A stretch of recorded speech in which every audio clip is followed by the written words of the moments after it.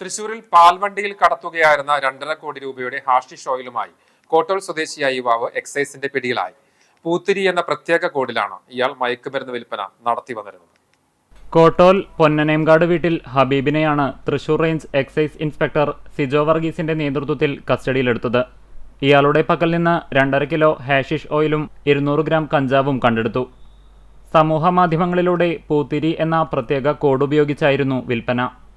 ആന്ധ്രയിലെ വിശാഖപട്ടണത്ത് നിന്ന് മയക്കുമരുന്ന് നേരിട്ടെത്തിച്ച ശേഷം പ്രത്യേക ഗ്രൂപ്പുകളിലൂടെ പൂത്തിരി ഓണായിട്ടുണ്ട് എന്ന കോഡ് നൽകുന്നതോടെ ആവശ്യക്കാർ ഇയാൾക്ക് ഓർഡർ നൽകി തുടങ്ങും.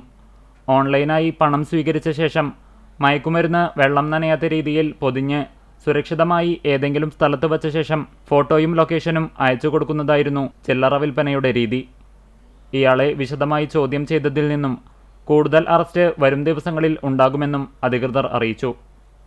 Assistant excise inspector Praveen Kumar, preventive ഓഫീസർമാരായ NR രാജു, TJ രഞ്ജിത്ത്, സുധീർ കുമാർ, മറ്റുദ്യോഗസ്ഥരായ PB സിജോമോൻ, നിതിൻ മാധവൻ, റനിൽ രാജൻ തുടങ്ങിയവരും സംഘത്തിൽ ഉണ്ടായിരുന്നു.